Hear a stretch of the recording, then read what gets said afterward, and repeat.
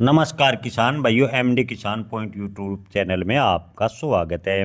किसान भाइयों, जनवरी फरवरी 2026 में क्या मक्का के भाव में तेजी बनेगी? मक्का के निर्यात को लेकर क्या स्थिति है? इसके अलावा देश भर की मंडियों में भाव क्या है, इस पर करेंगे चर्चा। किसान भाइयों, अंतर्राष्ट्रीय बाजार की बात करें तो अंतर्राष्ट्रीय बाजार में भारतीय मक्का के भाव की बात करें तो भारतीय मक्का के भाव अंतर्राष्ट्रीय मार्केट से काफ़ी अच्छे हैं। अंतर्राष्ट्रीय मार्केट में मक्का के भाव इतने कम हैं कि भारतीय मक्का लेने से कई देश परहेज कर रहे हैं, क्योंकि भारतीय मक्का अंतर्राष्ट्रीय स्तर पर थोड़ा तेज बना हुआ है, जिससे निर्यात काफ़ी हद तक प्रभावित हुआ है। किसान भाइयों, आपको बता दें कि इन दिनों मक्का के भाव की बात करें तो एवरेज मक्का के भाव 1475 प्रति क्विंटल है, लगभग मंडियों में चल रहे हैं, यानी 50 रुपये का हल्का फुल्का सुधार देखने को मिला है। सूखी मक्का 1810 है, हालांकि थोड़ी बहुत सुधार है। गुलाब बाग में मक्का के भाव 2127 रुपये, जो थोड़ा मजबूत नज़र आ रहा है। तो वहीं दिल्ली मंडी में यूपी के मक्का के भाव 2200 और बिहार के मक्का के भाव 2250 रुपये पर टिके हुए हैं। किसान भाइयों, आपको बता दूं कि कहीं सूखी मक्का की चमक है तो कहीं गीली मक्का लगातार चुनौती बनी हुई है, लेकिन कुल मिलाकर भाव की बात करें तो बाजार अब गिरावट के चक्कर से बाहर निकलने की लगातार कोशिश करता नजर आ रहा है। इथेनॉल कंपनियों की मांग में अभी कोई भी खास सुधार फिलहाल देखने को नहीं मिला। थोड़ा निराशाजनक जरूर लगता है, क्योंकि इथेनॉल उद्योग हमारी मक्का की बड़ी खेप है, यानी खेप की खपत का स्रोत बन रहा है, यानी इथेनॉल उद्योग में मक्का की बड़ी खपत होती है। लेकिन निर्यात की मांग में बात करें तो बाजार में स्थिरता थोड़ा रोल निभा रही है। निर्यात बांग्लादेश को थोड़ा बढ़ा है। अगर आपको बता दें कि निर्यात की बात करें तो बांग्लादेश को करीब 1 लाख टन मक्का का निर्यात के सौदा हुआ था, लेकिन शुरुआती दौर में ही बांग्लादेश को 5 लाख टन अतिरिक्त मक्का का निर्यात होने का अनुमान लगा है, जिससे बाजार को थोड़ा सहारा मिला है। किसान भाइयों, इधर मक्का को लेकर एक और चिंताजनक खबर आ रही है। आपको बता दें कि रूस ने गेहूं, चावल, मक्का को निर्यात शुल्क मुक्त कर दिया है, यानी रूस का मक्का भारतीय मक्का की तुलना में काफ़ी सस्ता है। रूस ने सभी प्रकार के निर्यात शुल्क शर्तों को जो गेहूं, चावल और मक्का है उससे हटा दिया है।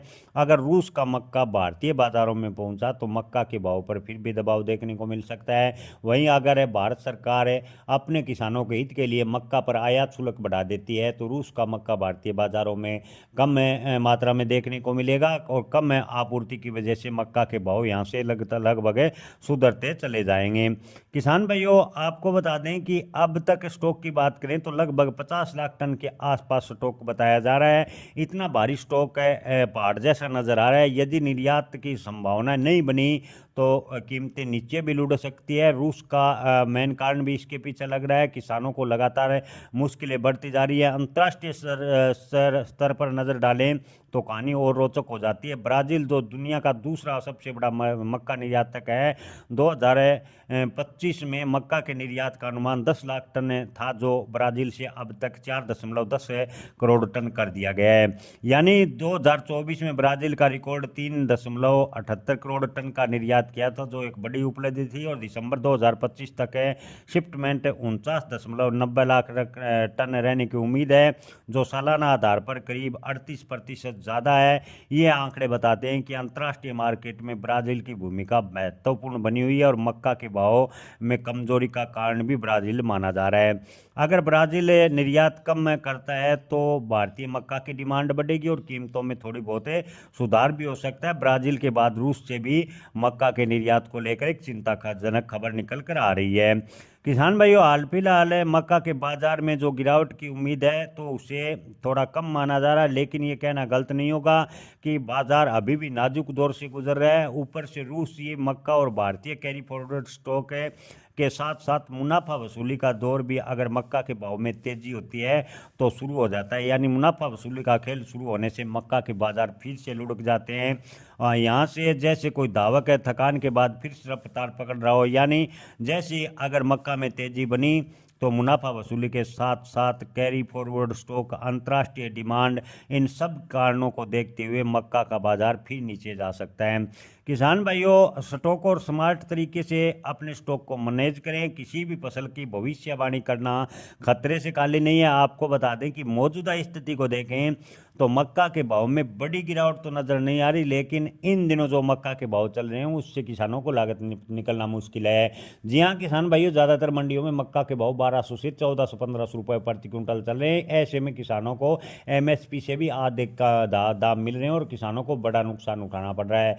अगर स्थिति इसी प्रकार रही तो मक्का की खेती किसान कम करेंगे। हालांकि सरकार ने ऐलान किया था कि मोटे अनाज का उत्पादन बढ़ाए, किसानों ने मोटे अनाज का उत्पादन बढ़ाया, लेकिन इसके बावजूद किसानों को नुकसान उठाना पड़ा। यानी सरकार ने मक्का के यानी मोटे अनाज का उत्पादन, खास तौर पर मक्का का उत्पादन बढ़ाने पर तो जोर दिया, लेकिन मक्का की खपत किस प्रकार है सरकार करेगी इसकी ओर लेकर कोई रणनीति नहीं बनाई और मक्का के किसानों को बड़ा नुकसान उठाना पड़ा।